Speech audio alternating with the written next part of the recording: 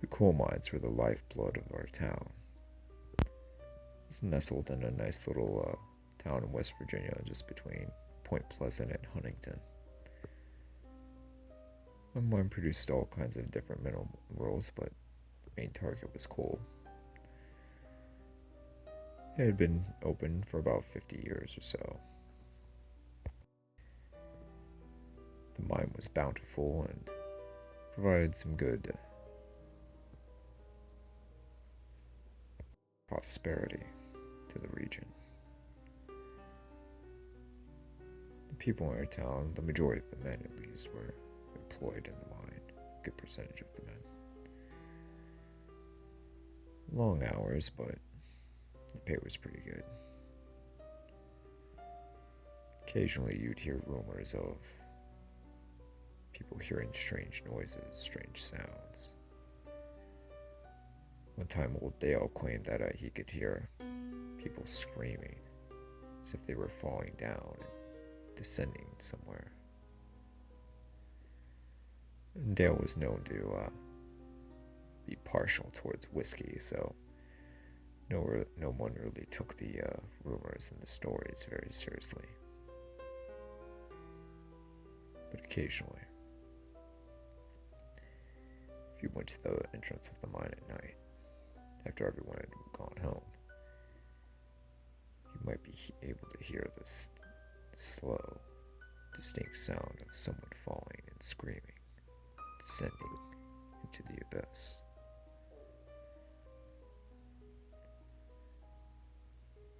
Occasionally I would go up to the mine in high school. My buddies would dare me to go in, but I'd never fully went in. Neither did they, for that matter. One time the cops showed up and we had to skedaddle out of there as soon as we arrived.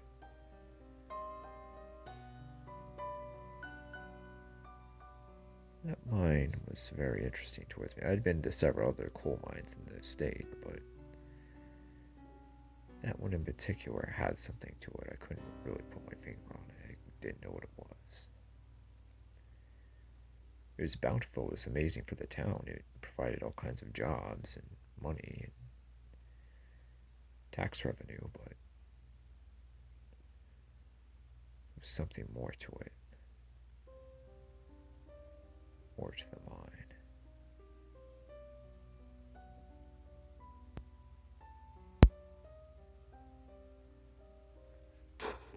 It's almost as if it had an electricity to it, an energy to it that was otherworldly. It was familiar, welcoming, and yet there was something off about it. Something that you couldn't quite make out, put your finger on. Everything went on as usual. I tended to my job, and everybody went on their merry way for a couple of years.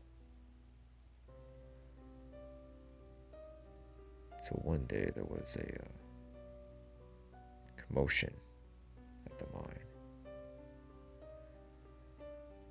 Dozens and dozens of workers were just getting. I'd never seen grown men act this way. They were, especially grown men, blue-collar men of this type, they were just frightened out of their minds. They would scream, shout, as they ascended up the elevator to the surface.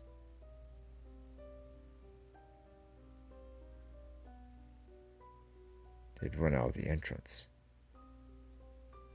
covered in black soot and screaming. The sheriff's deputies tried to make sense of what they were saying, but all they could do is shout and scream incoherently and just run off the mine. A couple of sheriff's deputies went down after things appeared to calm down and had a look.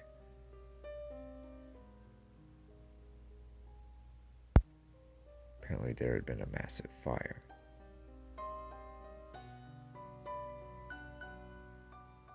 Dozens and dozens of men had been charred, almost to dust, to ash.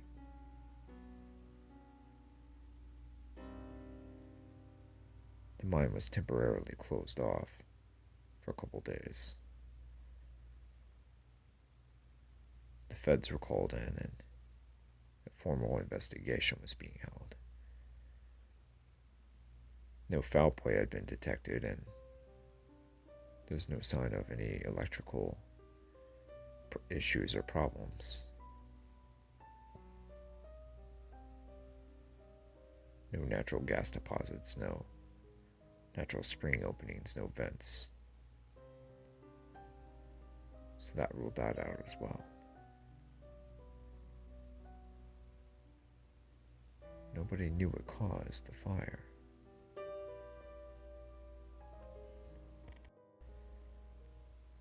The investigation continued for around a week, but nothing could be found that could cause the fire. The town was getting restless and wanting to get back to work, and federal investigators couldn't find anything that caused the actual accident. The whole thing was just so weird and bizarre. As if dozens of men had suddenly suffered from spontaneous human combustion and just exploded into flames. But from eyewitness testimony from some of the other miners earlier that week, it was anything but. It was a sudden surge of flames, incredible flames, flames that you couldn't imagine or believe unless you actually seen it for yourself, said old Ted. It's as if hell had opened up and just consumed the boys.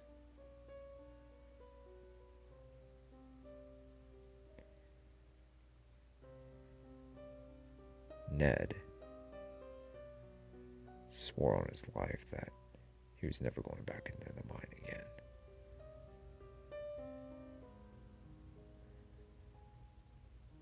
The incident had become quite the controversy within our town. People knew that we had to get back to work and do what we needed to do, but there was an air of caution, an air of uncertainty,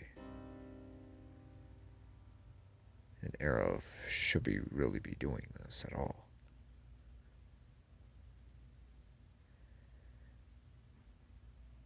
A week had passed and people were finally back to work, though much more cautious in how they conducted themselves on the site.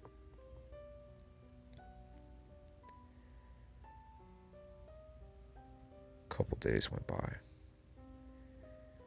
No trouble. Nothing out of the ordinary. Nothing off kilter or unusual.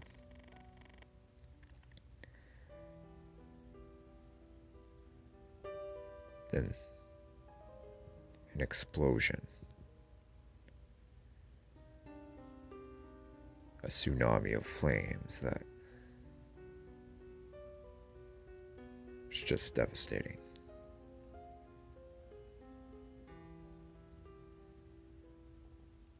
The screams,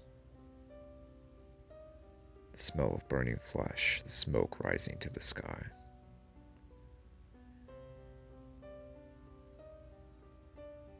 It was nightmarish. Completely and utterly nightmarish.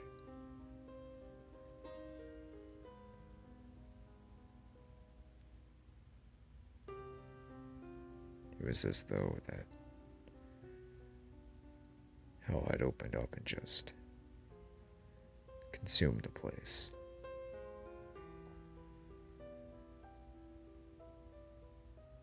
I heard the news and luckily I'd just gotten off of work. I drove over to see if everything was okay, but the EMS, the fire trucks, the police, the scene had been taped off. The entrance to the mine was just charred, damaged from the flames. Smoke was still rising.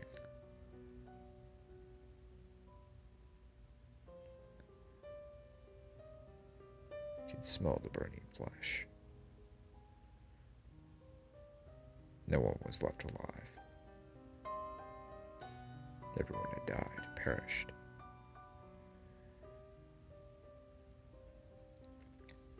The firemen went down and did all they could to contain the flames to make sure it didn't spread elsewhere. They did their part. However, there were no bodies found, just solid black ash. No one survived that. Nothing survived it, for that matter. The whole operation was just ripped out of the earth, consumed, eviscerated, evaporated. No more. The police kept us back, and family members of some of the miners, their friends, their girlfriends, their wives, their children, their parents, their siblings. The cries, the weeping, the grief, the mourning. It was all just too much for me to bear. I went home for a little bit and thought to myself, what the hell is going on? Nothing weird like this has ever happened here before. This mine has been here for 50 years. What? I don't understand what.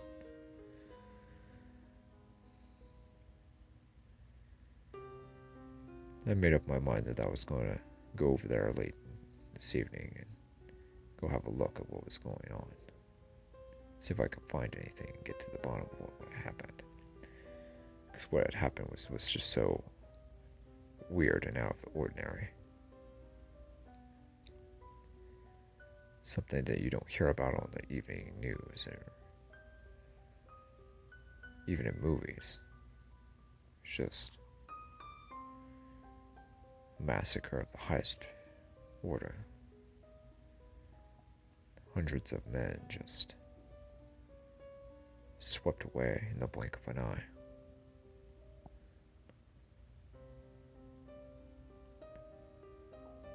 I went down there. The crime tape was still around the site, but there was no one there. It was past midnight.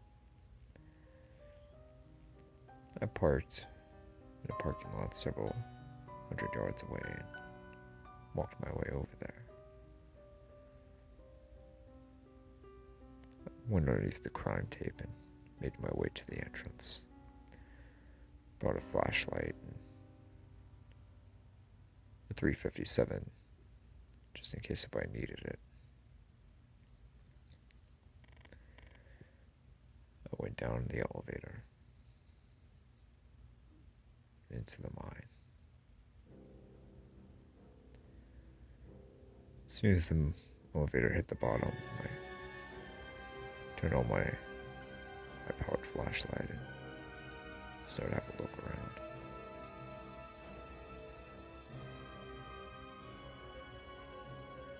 Nothing but stone, rock.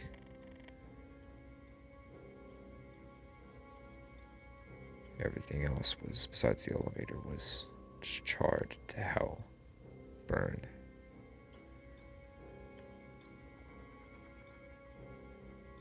I continued down, further and further, not seeing anything or hearing anything that was out of the ordinary. Old Dale's words crossed through my head once again. What if there was something to what he was saying? What if there was something to what all the stories told?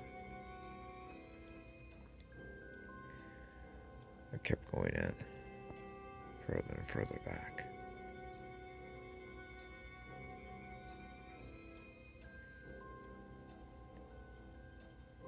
"15 minutes had passed, and slowly I walked deeper. I was nearing the end, the deepest part of the mine, when I heard this deep growl.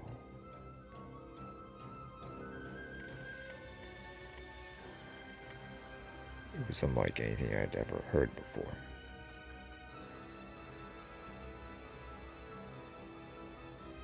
The growl actually shook you. Not just you, but the ground.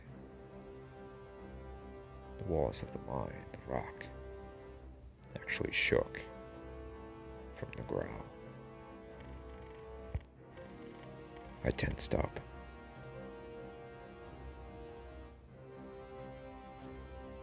I froze, my eyes wandering around the tunnel.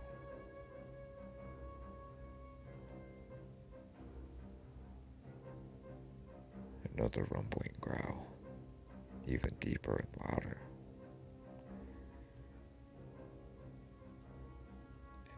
"Hello?" I called out. I flashed my flashlight in the direction of the sound. But there was nothing there. "Hello?" I called out. Yet another growl. Deep, thundering, otherworldly, inhuman. "Hello?" I called out. Another growl. Then a strange orange light began to fill the end of the tunnel. Fiery orange light pressed against the walls of the tunnel. Another growl.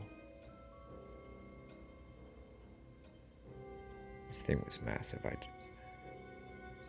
didn't know how massive, but it was huge. Far bigger than any known predator that I ever heard of. It sounded bigger than an elephant even. It was just huge. It sounded like a dinosaur or something. So big.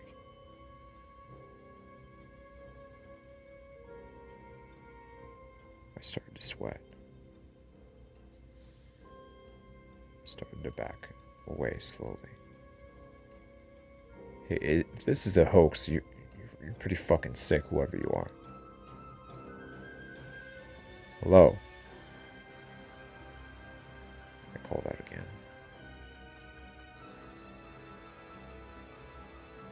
"Hello?" I called out again.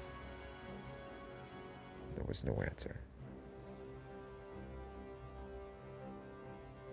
A roar, like anything I'd ever heard before.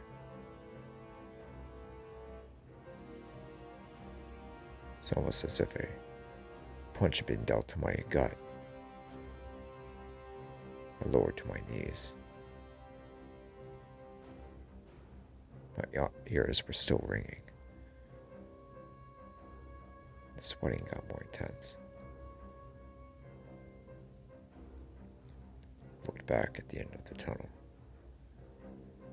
The orange light had grown stronger and expanded more and more.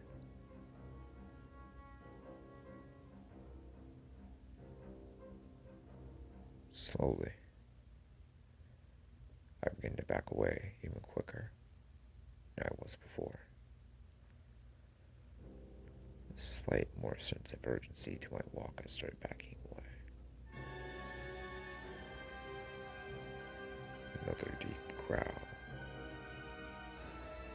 The longest and most drawn out yet.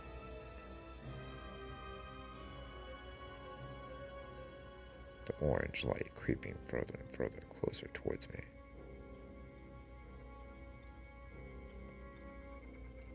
Start to walk away. A little quicker and a little quicker and a little quicker.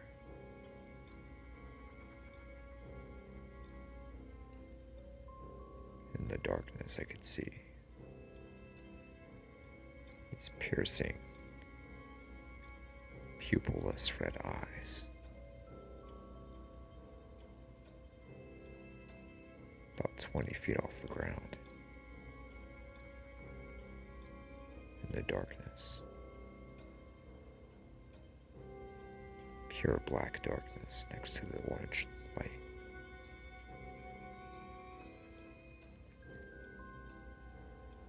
Slowly but surely flames begin to fill the area. Bursts of flames surrounded the dark figure with the red eyes.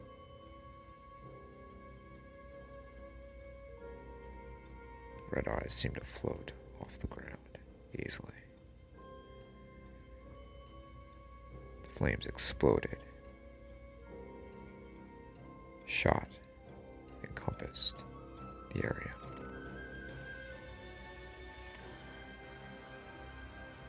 Another roar. Even louder than before. I froze. Then shook.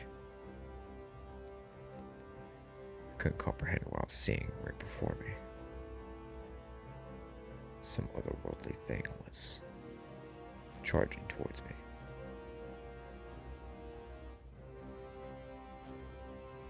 The earth shook underneath its footsteps.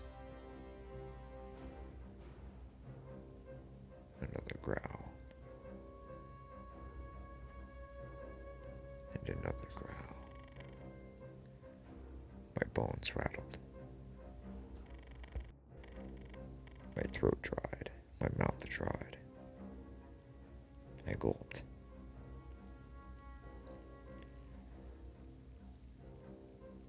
Fire was shooting all around me now. The orange light in the fire was starting to encompass the tunnel.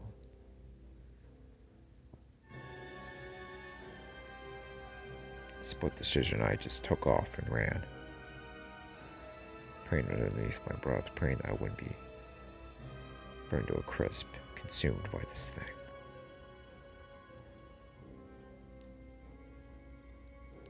Piercing scream rang in my ears. The roar nearly made me deaf. It was so powerful.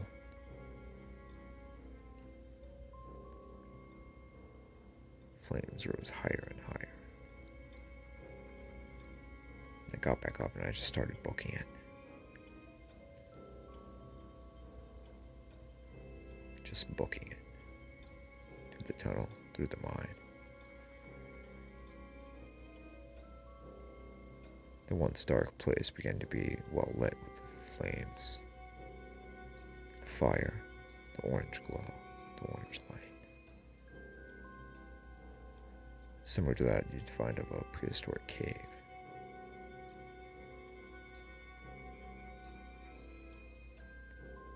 Flames grew higher and higher. Soon the entire tunnel was on fire. The sides, the bottom, top, all of it. The fire raged right behind me.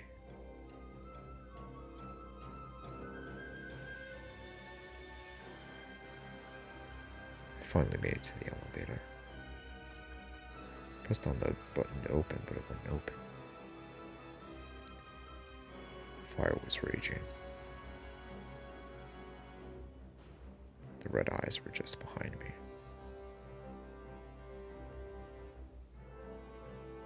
Turned around and I could finally see what was pursuing me. The burst of flames, it revealed itself. Tall, muscular, possibly evil and possibly demonic thing was pursuing me. 20 feet tall.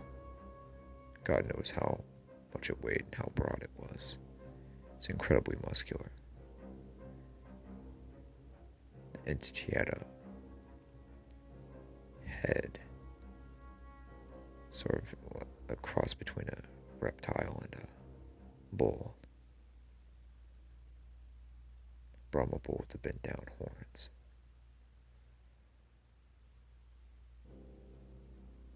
Fire poured from its mouth.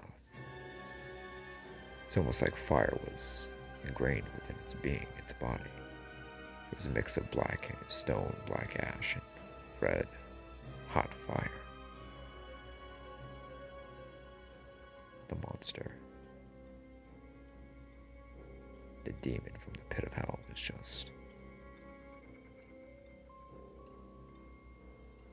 unworldly.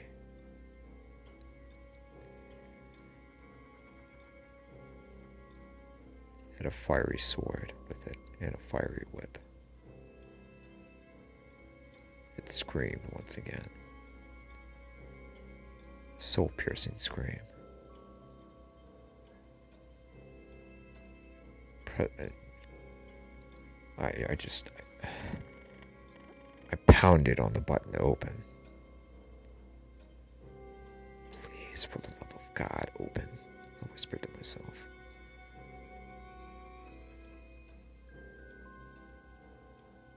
The beast's fiery red eyes fixated on me. Its eyes narrowed.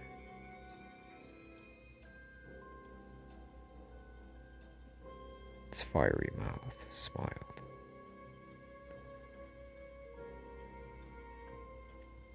This being was born, forged in fire. It was incredible. I was absolutely scared of mine, but the specimen was just incredible to look at. The temperature rose, getting hotter and hotter.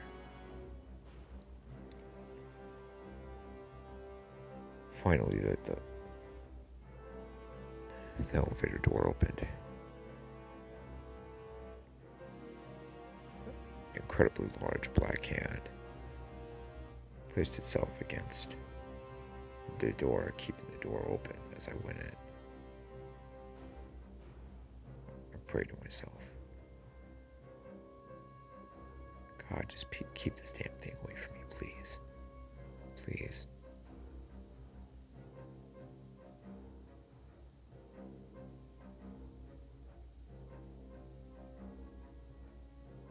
Please, I whispered. Pressed the button inside the elevator to take me back up to the surface. Another growl and another smile. The entity grabbed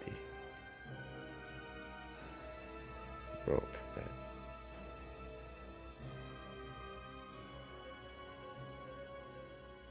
it wrapped it around the shaft of the elevator.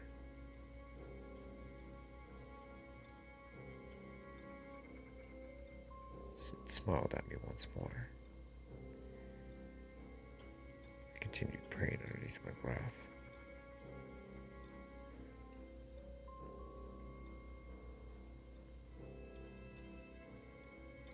It inhaled, sucking in oxygen, puffing up its chest, and whipped its head back slightly in an S position.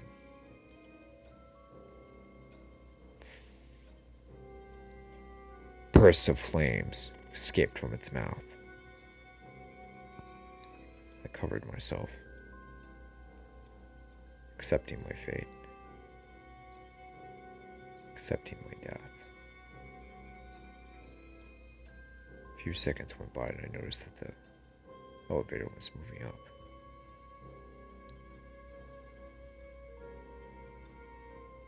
A couple more seconds went by and I noticed I hadn't been burned. I made it to the surface. Checked my body for burns, but there were no burns. This thing had breathed fire at me, and I somehow was unscathed.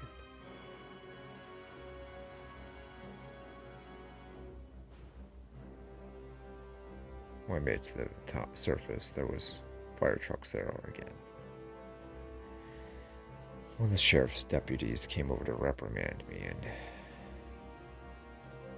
asked me what the hell I was doing. I was trespassing on a potential crime scene, and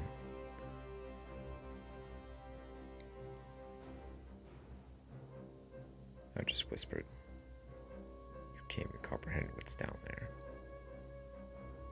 The fire chief interjected. He nodded and answered, "Well, believe me, I can," he said, staring at me coldly. I looked over into his eyes,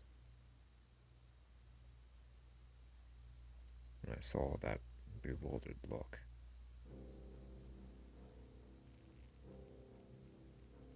That silent look. That look of knowing.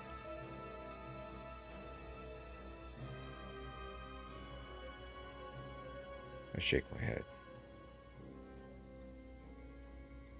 I go back to my car, and I drive home. Smoke once again rising from the mine. The fire raging in the belly of the earth.